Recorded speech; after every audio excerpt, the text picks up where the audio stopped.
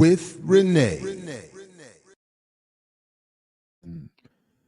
All right. What's up, world? Welcome back to Black Liberation Media for this special holidays edition of Saturdays with Renee, featuring Renee Johnston. I'm Jared Ball. Please like, share, subscribe, support the platform, including the Patreon. However, you can is appreciated. Renee, how you doing today?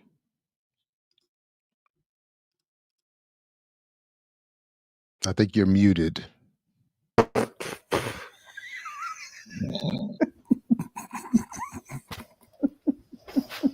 Look, that was such an appropriate example of how the day is going.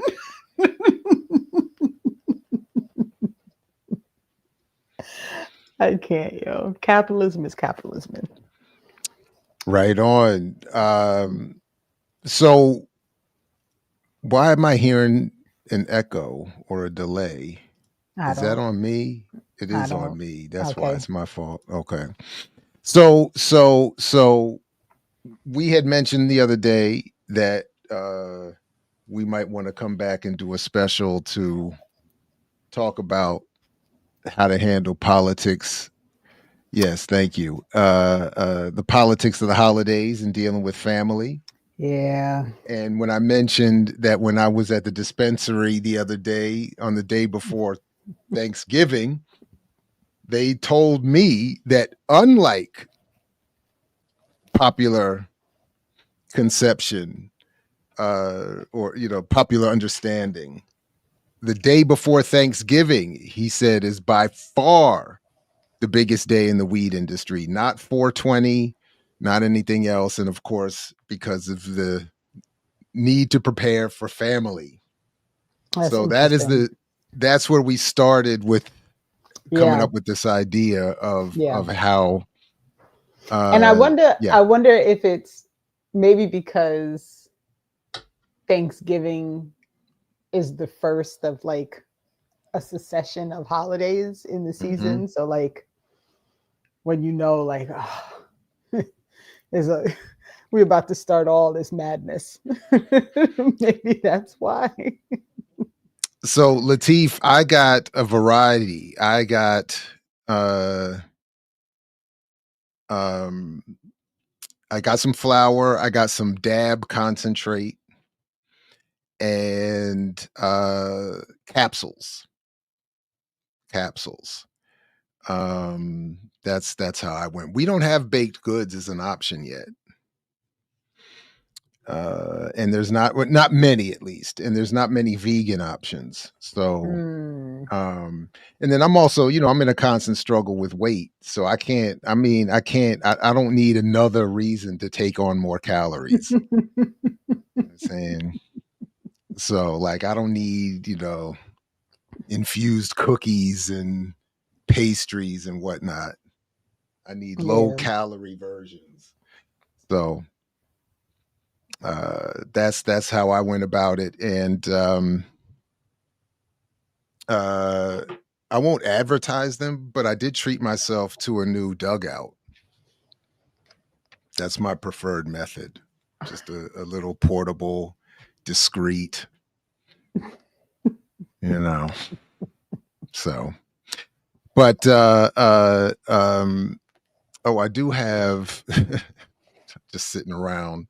I don't vape too much, but just in case you're somewhere where you need more discretion, it can be helpful too. So I feel like it's so much work now. It used to be easier.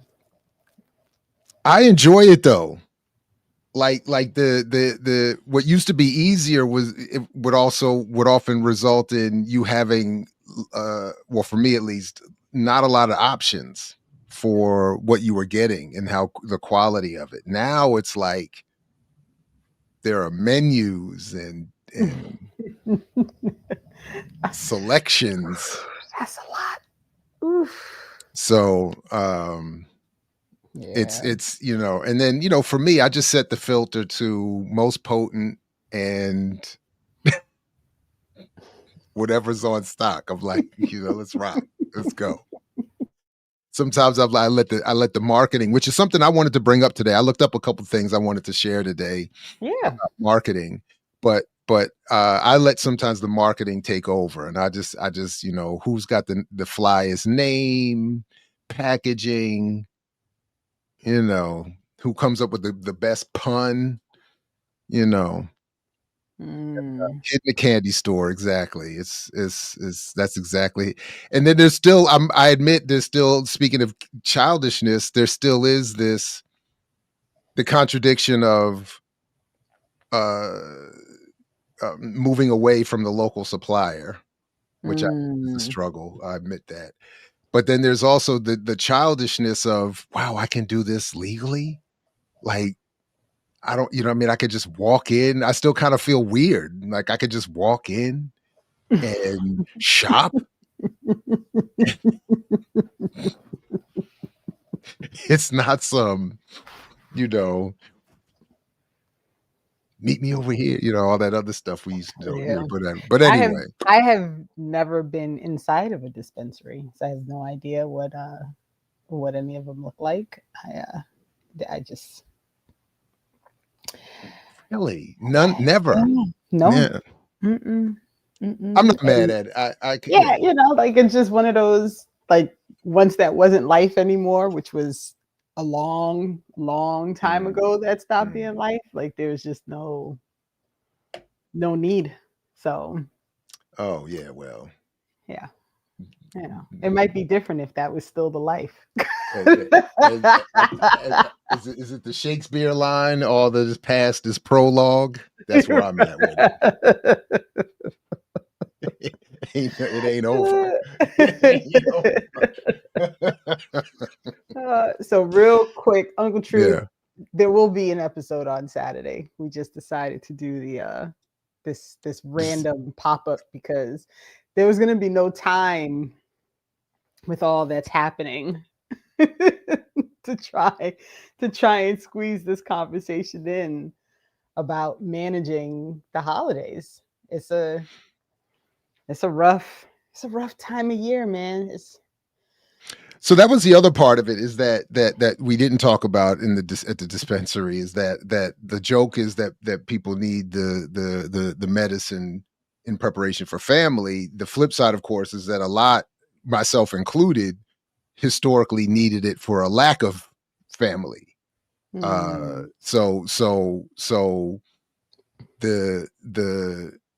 So for me, when I was trying to think about what I was going to contribute today, I had to be reminded that for the most part, the holidays for me don't involve the sort of stereotypical, sometimes comedic concern over family. Because either, it was just me and my mother, and she has been, a staunch, avowed atheist who's, who would maybe celebrate things just for the fun of it. Like I did have a little plastic tree, and then I had the Hanukkah lights, and then when I came back from the Navy, we ended up, we had the little Kwanzaa lights as well, so like there would be stuff and we would do gifts and stuff, but there wasn't like this whole thing of, oh my God, I got to deal with It was like, we hang out a little bit. One of the articles I looked up even talked about how atheists, Jews, and non-Christians around the world, apparently it's bigger than I realized, make the Christmas time a time to just go to the movies with your family. Like my mother and I would do that, but that was really about it. And then we would go our separate ways, and then the rest of the night I was on my own to do whatever. So that part of it was never really a thing. And now with my family now, I don't really have any, because like I don't feel like I was at the dispensary the day before, but it wasn't because I felt like I needed particularly to prepare for, it just happened to be time to be there. Yeah. So we actually are also part of the cast of characters who don't do like a full family thing anymore. We used to actually travel and do a family thing, but once we had space here after we moved to Jersey, we bring friends in. So it's like, me and the husband and the kid, and then whoever of like the friend crew who can show up. Right. And we have one particular friend who has no living family and would not be able to go anywhere and at least be around other people without coming here. So he's always invited. But I think that also makes it a little easier because there's no chance of like offending someone who you're related to. then then it becomes like a larger problem later. Yeah, no, I like Silberg's. I sit in the park with a drink. Thanksgiving has always been my holiday off from the family. Since Stephen, in the past, my folks would travel during Thanksgiving, and it kind of stuck. So, as our household, that has been our thing, because my mother and my youngest daughter share a birthday on November 28th, which sometimes literally lands on Thanksgiving. We started either and then once my mother has since really gotten to the point where she doesn't really know what day it is, we've taken these last few years to travel during as like a family birthday gift. So we haven't even been home. This is, I think, our first year in a minute we've been home for Thanksgiving. We've usually been traveling, and then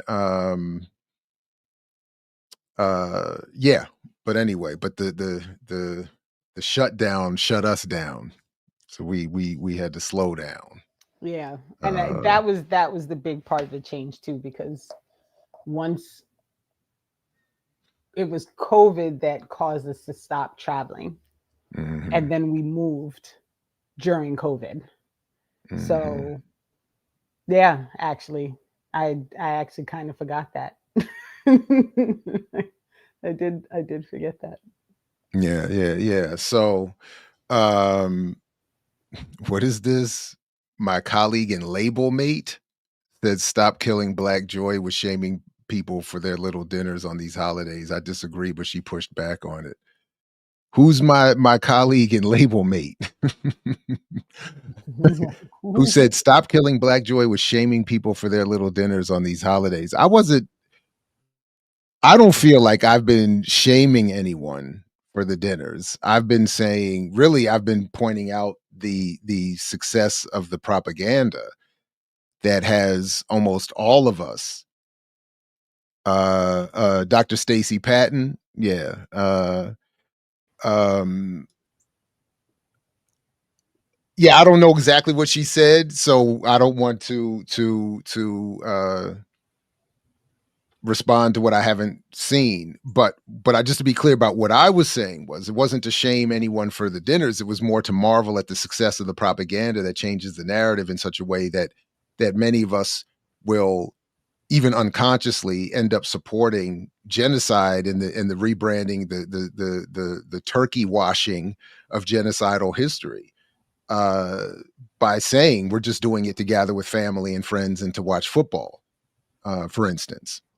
So it's not to shame us. It's I'm more, particularly at this point, I'm much more fascinated by this the power of the narrative to convince us that this is. And then when people say, "Well, I just want to get together with family," and then you raise the question, "Well, why can't families work together to find another time during the year to get together for a dinner?" I mean, it's not.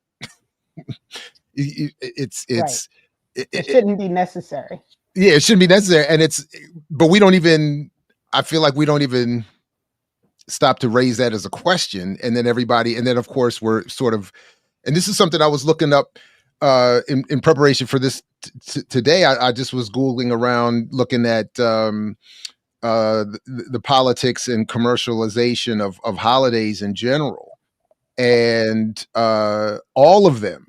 There's so much has been said by so many people about, almost all of these holidays have been turned into something that is meant to propagandize us away from either what the history was meant to be, or what really happened, or what is happening now. And so that was really more my point, but I do think, yes, I do think that I did hear from one of my students, though, that I have a colleague at Morgan who apparently I do have a disagreement with, because apparently one of my students said that this other faculty member was saying in their class that we shouldn't even really care about the genocide of indigenous people because they had themselves participated in enslavement of Africans. So his whole thing was, if I get together for some turkey, so be it. Apparently, again, I'm hearing this secondhand from a student, so I always have to be careful. And I was just like, and then I don't tend to play that, I don't get into. So I just said, okay, that's interesting. It feels like such a faulty argument, though, because Black soldiers also took part in the genocide of the indigenous people, and so I just feel like it's probably not like. And Africans sold other Africans, and Black people owned, a couple Black people owned other Black people. So it's like, so at what point do we? Yeah, I was just like, I'm not, and for me, I'm just so biased. Like, I'm not. To the extent any of that is true, the context is in something that was created by white settler colonists. Right. Right. It's all within the construct of something that none of us had any control over. So, so I'm like, finger pointing seems very, very like a very, very faulty. Because I was like, I don't remember Native folks over here sending ships over to the continent to drag Africans back over here to work the crops for them. You know what I'm saying? Like, like that part I might have missed. I admit I wasn't the best student. So I might have missed that day in middle school or high school where they broke that part down to the triangle. Maybe it was really a square because the Native folks over here were involved. It wasn't a triangle trade. It was a square. But I was like, that sounds crazy to me. So we just good with genocide, because I was just like, all right, nah. I was like, okay, so, but,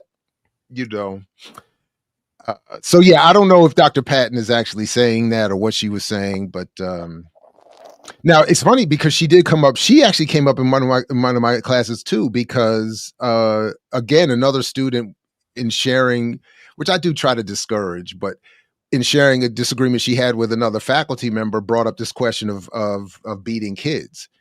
And I was asked, what do I think about the efficacy of beating children? And I said, well, we don't have to speculate. There's actual data-driven research written by my colleague and label mate at Morgan that shows pretty definitively, as far as I'm able to tell, that beating kids is not helpful. So yeah, but it's interesting. So Dr. Patton came up twice this week. Salute to her. So do you want to start with the article you found, and then we can, yeah. So what I did, so I just a couple of them. We won't have to take too much time, but I just thought some of this will not be unfamiliar to people.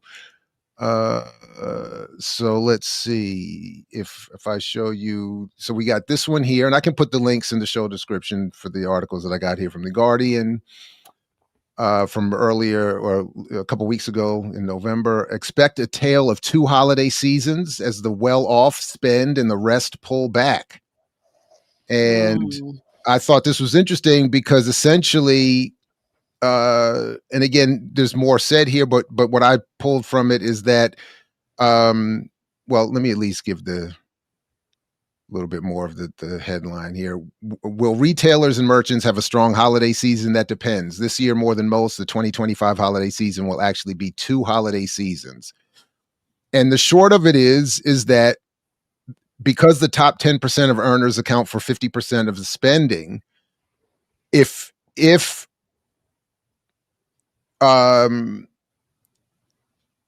you are, well, what the author ends up saying is, if you are a small business owner who targets working people, they may be showing up, but they're likely to spend less. And if you are a small business owner who targets the affluent with your products, you're likely to still do okay. Because as they say here, it doesn't mean that because 90% do the other half that the 10% don't do in spending. 90% of us, it doesn't mean that they won't be visiting stores. They'll just be spending less. So, and by the way, for our discussions, whenever we read a phrase like small business, you can equate that condition for Black businesses. Almost every Black business qualifies as a small business. So it's a very similar situation. So how will small businesses, my clients, fare this holiday season, considering that for most holiday sales make up as much as half of their annual revenue? It's a very important question. And for those doing business to the right demographic, the top 10% of earners, they'll be fine. Or if you are located in the more affluent areas of New York, Boston, DC, and San Francisco, they'll be fine too. Others may have a more of a challenge this year. So what is this also saying? If you are a Black-owned small business, you likely target Black consumers. That is not, quote, the right demographic, even for those of us in the DC area, and therefore you're not likely to do as well because Black people do not occupy the top 10% that spend 50% of all of the shopping during the holiday season. So I just thought that was interesting to just sort of as a relatively quick overview. So you mean Black buying power isn't like a significant it doesn't significantly impact the holiday season? Wow. It's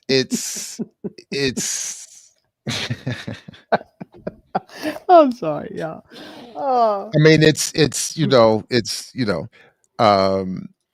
this is the one. This was actually my favorite one that I found.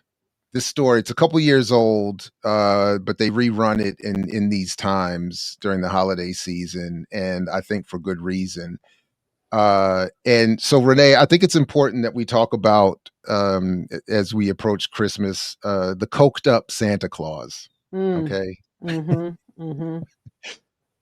I'm being a little bit funny with it, but really what I'm talking about is the Coca-Cola inspired origins of Santa. And so what this article is saying, we can reclaim Christmas from capitalism by Valerie Van Pan. And this image here comes from a 1930s Coca-Cola ad. And what this article summarizes, and a couple others that I found that I'll put in the show description so people can follow up in detail. But essentially what they're saying here is that the much like so many other popular icons, the symbol that we have is not really reflective of the history and is born out of a marketing program. So this is really where we get the modern form of Santa Claus from this 1930s Coca-Cola commercial. Because the history of it of Christmas is really kind of interesting. So just kind of quickly here, people will validate the tradition by pointing to Santa Claus's pagan origins as a bringer of gifts in the heart of winter, from the Germanic pagan Yule festival to their god Woden, strikingly similar to the Norse god Odin, to the Dutch Sinterklaas and the English Father Christmas. Or for those uncomfortable with pagan rites, Santa Claus can be traced back to the legend of the 4th century St. Nicholas as a Greek Christian bishop known for giving gifts. This belief quenches both the need to honor the saint and absolves followers of heathenism.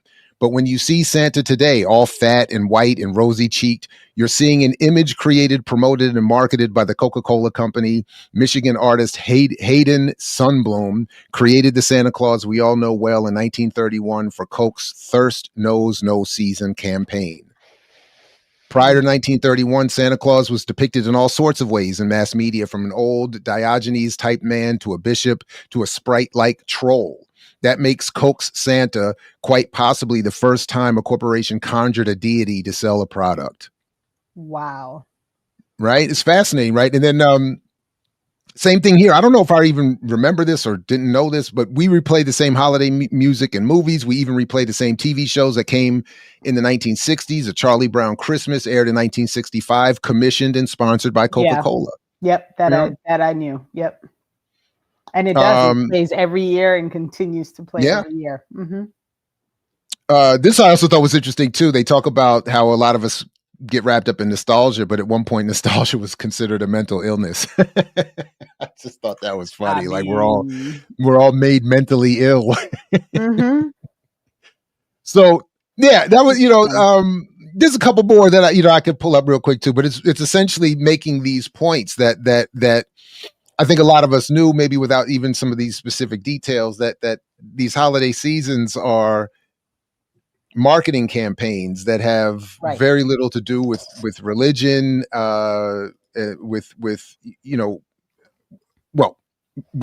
the what is written about, in this case, Jesus, and so like this one here talks a little bit about that too, like the political co-optation of pre-existing belief practices and ways of acknowledging the holiday. This one from The Conversation by James Lancaster. When English Puritans outlawed Christmas in 1647, it was not without good reason. When American Puritans in turn outlawed Christmas in Massachusetts between 1659 and 1681, it too was not without good reason.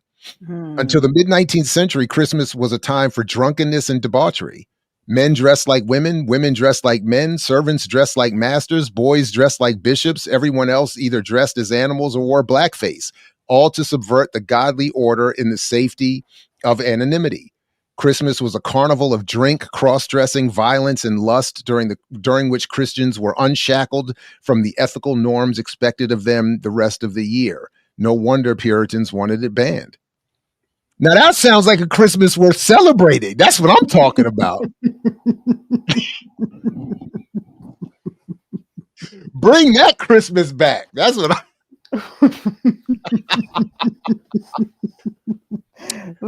Look, Stephen agrees with you. That's what I'm saying. How do we get back to that? All this presents and Christmas and quiet singing. Get out of here. Like let's. But yeah, so they talk, it talks about the origins having to do with Saturnalia, that recognizing December 25th is never, described as having anything to do with the arrival of the Messiah. December was the voluptuous month, like it was, and this one here, even Christmas charity was far from innocent. Gifting was the hallmark of the season, was rarely given freely, but demanded with threats of mischief or violence. In the practice known as waysailing, during the 17th and 18th centuries, roving bands of poor men and boys asserted their Christmas right to enter the houses of the prosperous and claim the finest food and drink, singing, "We've come here to claim our right, and if you don't open up the door, we will lay you flat upon the floor." Right? So no wonder they were like, man, get out of here with this Christmas stuff. And then they eventually turned it into consumerism. And that's where we are today. So the articles just basically, all of them in one way or another just say, my summary is of simple oversimplification is just the way they describe it is like the corporate world just said, we can use these vaguely defined beliefs and holidays, and we can take advantage of them and turn them into. So they talked about at one point, one of the articles talks about the reason we have the tree is not having anything to do with any belief or anything written in the Bible or any of that. It was more of a co-opted pre-existing practice, and then it was used as a mechanism of getting people's kids to stay home and stay in the house around a tree, and then using gifts to bribe them.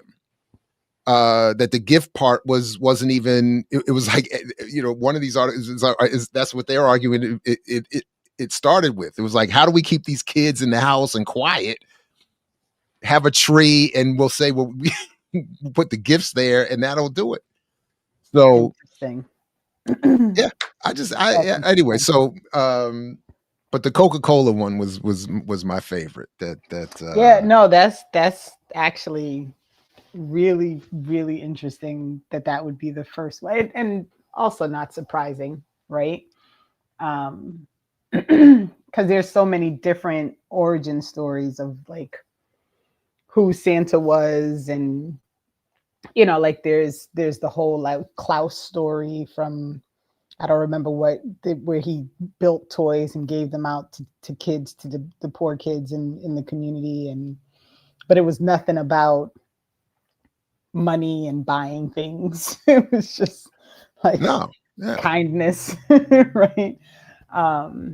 But this idea that it's become so focused on buying things and this fake like representation of like family getting together so they can all love each other. Like most people I think fight during the holidays, there's too much, too many differing ideals and things happening at the same time.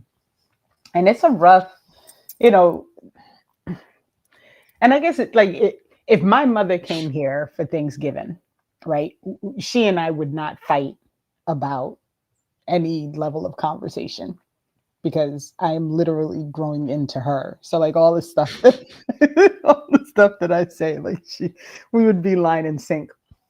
But admittedly, if we were going to the in-laws, I would avoid certain like I wouldn't even attempt to have certain conversations just because I wouldn't want to create conflict, so I would be more likely to just not say anything and and kind of leave it be. So I guess that's also a thing. But recently, and we've talked about this on Saturdays, like all of this like merriment when you're so aware of what is happening everywhere is very difficult. It's gotten very, very difficult for me. And I appreciate, so Revolutionary Women's Radio said, so grateful for this episode because being expected to cosplay holiday cheer while tents in Gaza are flooded and Sudanese women are terrorized is enough to make you feel crazy. And I agree. Right? Like you feel like a crazy person even thinking about it. And then like while things are happening, you have moments where you're like, how are we doing? Like, how are we doing this right now?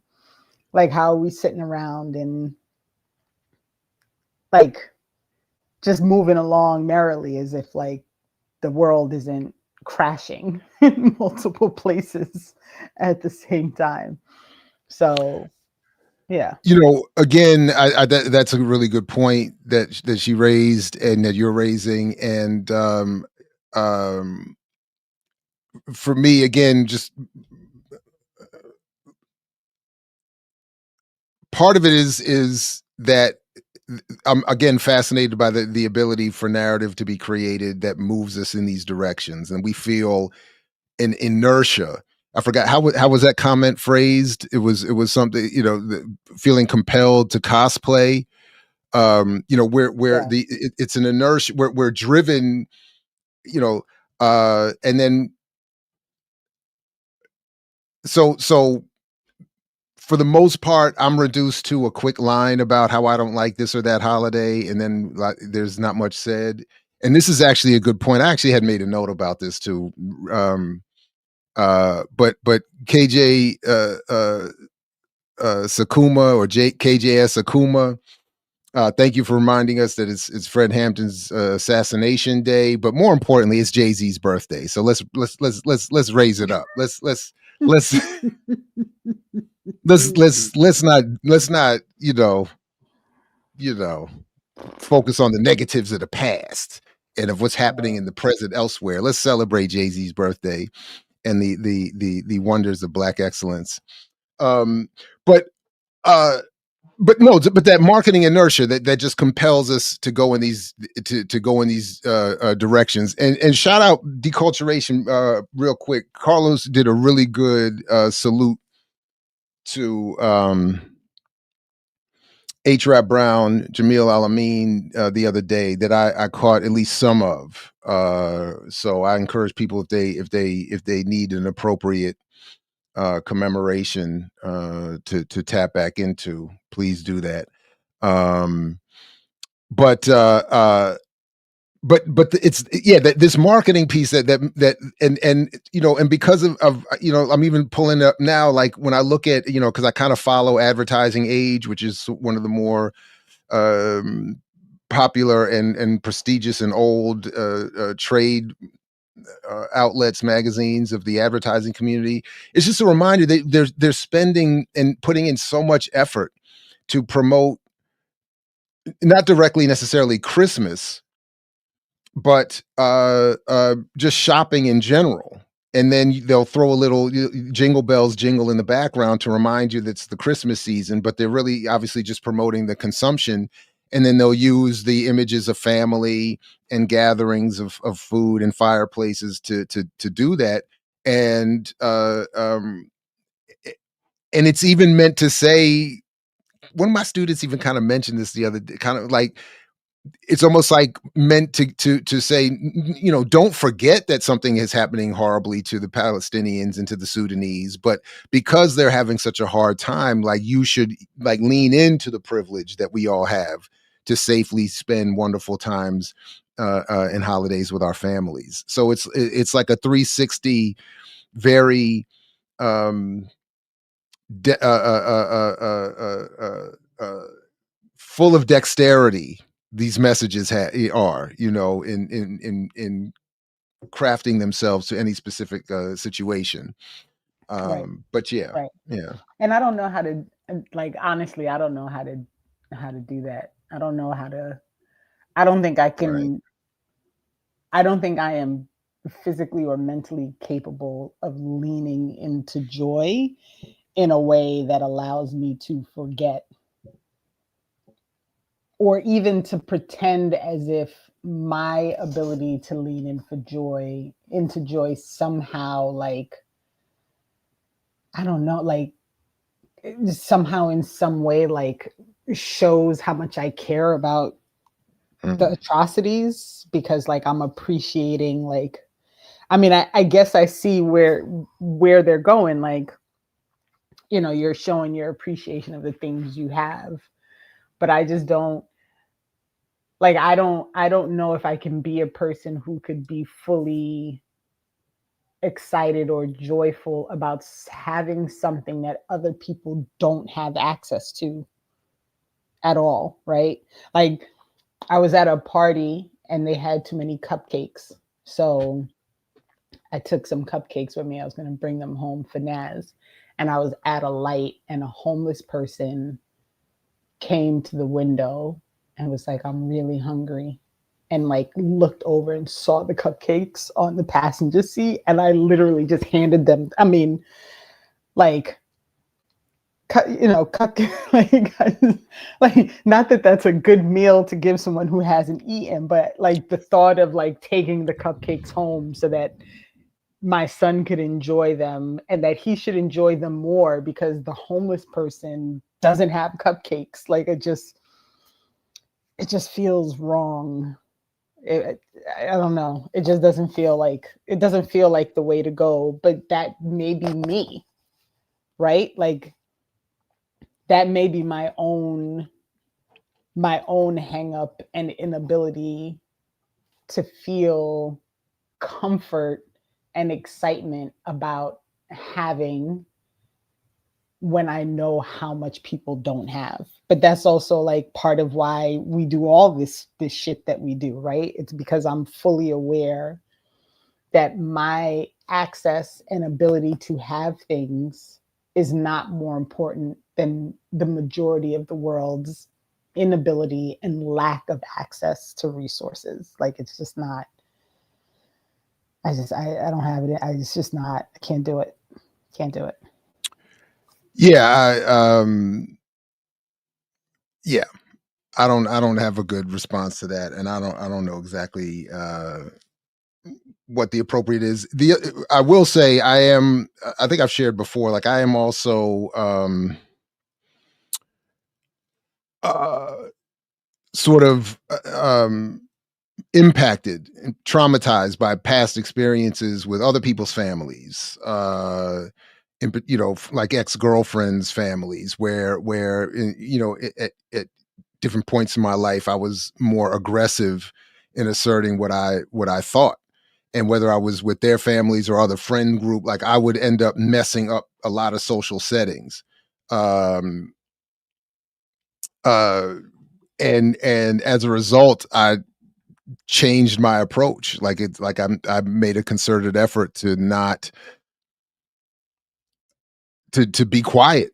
I admit it, to just let stuff go up to a point.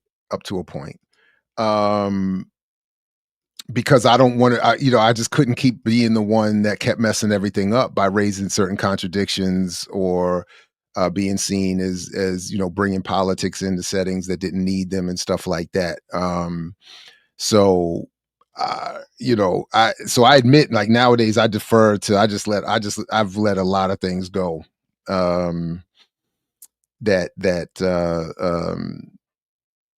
Yeah, I don't push the envelope like I would have at one point, just to get through the event and to not become a sort of a more permanent problem. Yeah. But Yeah. And I guess that's the upside of like hosting here, and I don't feel obligated to like pretend at the dinner table, right? Like I think I mentioned it on Saturday that I literally like sweating to death cooked in my Israel as a settler colony sweatshirt and sat down at dinner wearing the sweatshirt. And it was like a joking conversation about Israel being a settler colony while we were at dinner. And then like a full-fledged conversation about why you can't be mad at Trump if you're not mad at Democrats, and here are all the things that are policies that he's just continuing, right? And so, but again, families, it's not it's not like my family at the table who I'm concerned about, upsetting in any particular way. So I can't say for certain that I'd be the same. Like, I definitely wouldn't have worn that sweatshirt to my in-laws for the holiday. Like, I wouldn't have done it. Right. And so, sorry. I truly believe you could never take that sweatshirt off or there. I'm here for. Yeah. I wear it all the time. If you're hosting and cooking, yeah, like you have, I think you have more license to do more than if you were just showing up at somebody else's, right, as a so by all means you should wear it, especially if you're doing the cooking. Goodness gracious. Right. And so, and I, I'm like prepping food and listening to Middle East Eye, right? And so, like, this is what's happening in my house. Like, I started out the day like checking out what was going on for the day of mourning in Plymouth, right? Because again, highly recommend for folks, if you can get to Massachusetts, to attend that in person. Highly, highly recommend having that experience. And so, so it's a different, it's a different thing. Like, when people send me happy Thanksgivings, I return with happy Turkey Day. Because that's my low key way of like not participating in this Thanksgiving thing. Now I still will. If you hit me with the happy Thanksgiving, I will be quick with a happy genocide to you too. Like I like if if we're just out and about, like I'm not gonna show up at the party and get on my soapbox about or I'm not gonna show up at the house or whatever and do my thing, But if and then, of course, like in my classes, I always assign something for them to watch. I'm always telling them, and I refer to it as the genocidal holiday. And I don't, hide anything there. But I do admit that in certain familial settings, and it doesn't feel good either. Like I feel internally conflicted. I can feel myself acting against interest and principle. It's rough. Yeah. It's rough. Like the whole setup is rough. The But whole I've been the holiday thing is guy rough. who's had a house full, literally a house full of people, and people's little kids in tears pointing at me like he's got to go.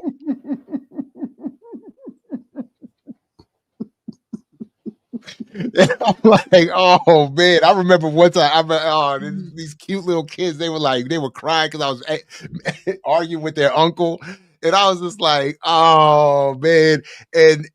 But you know, as the outsider, I was, you know, they're like, you got to You go. got to go. You got to go. It don't So matter if you're right. You got to go. yeah, it's rough, man. That's rough. I've never had that experience, I will admit. Man.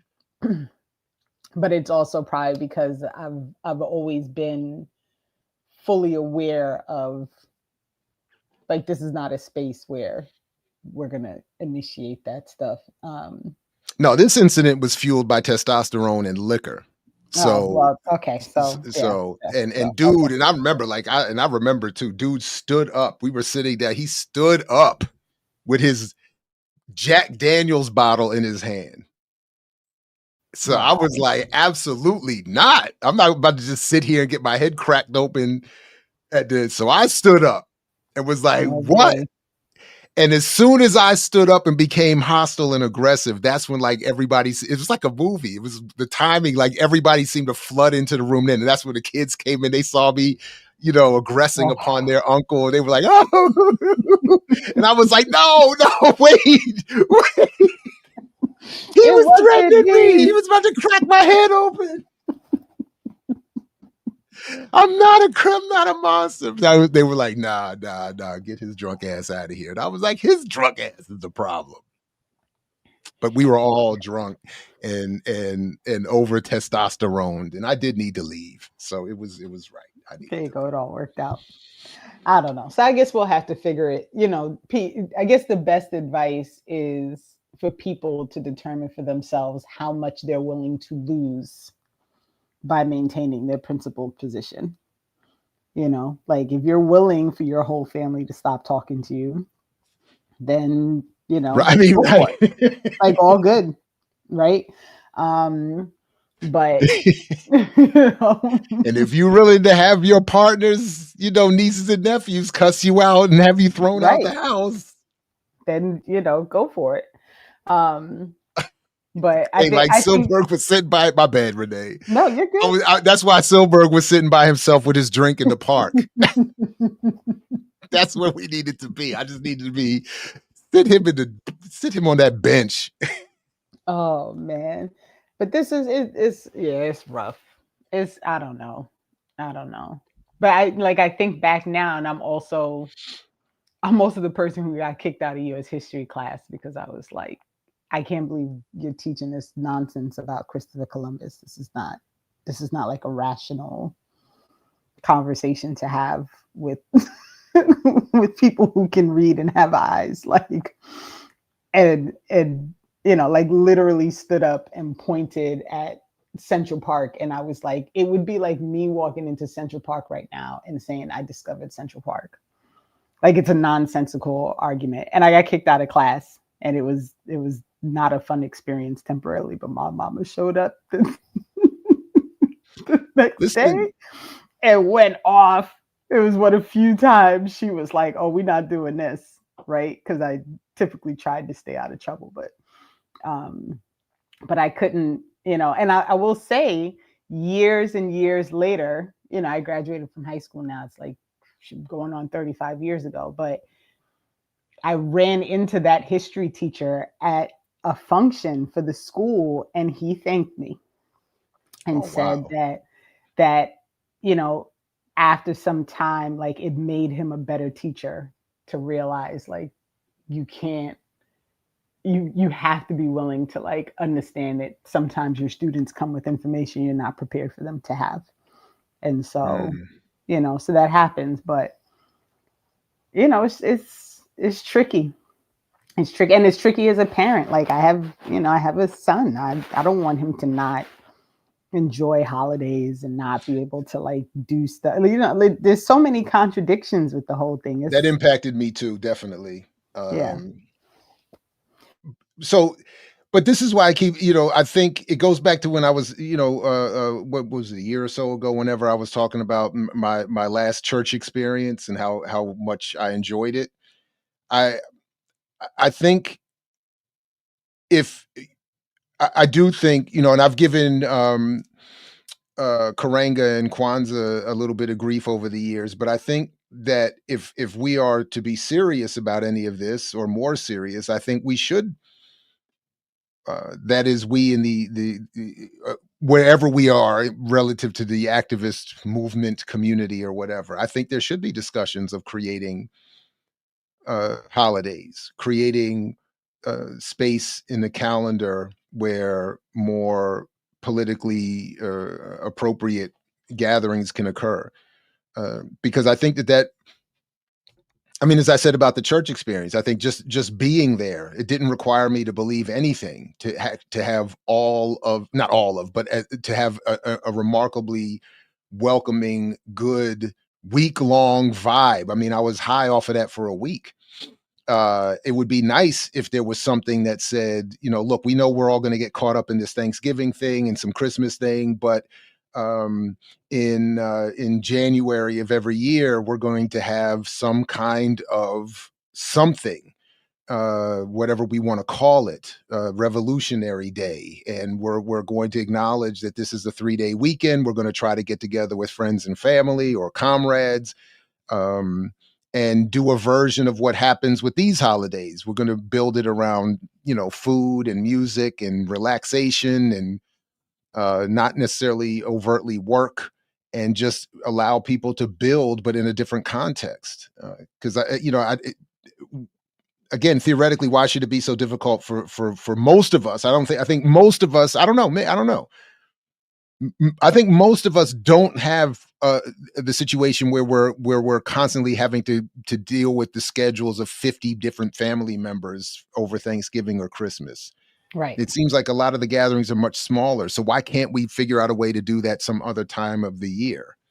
I agree. I like this Anyway. idea.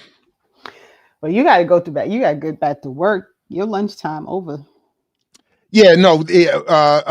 Next Wednesday, we could wrap. We should probably wrap. But next, as for me, the class is in next week, and then we be around a little bit more. But listen, thanks for this. I think this is good to get a little off the chest a little bit, and I agree. I'm glad we decided to do it. Make us all feel a little bit better. There we go. So listen, everybody, thanks for those who were able to make it to this sort of lunchtime live. To those who will see and hear this later, peace to you as well. And please, everybody, do what you can to support this very important platform. Liking and sharing is free. Patreon isn't much more. And avail yourself of all of that. And and as always, rest in power to Mark Clark and Fred Hampton. And as the latter said, peace to you only if you're willing to fight for it. And we will see you all on Saturday and throughout the network, in between and after and all around. So peace, everybody. Catch you next time with more Saturday with Renee.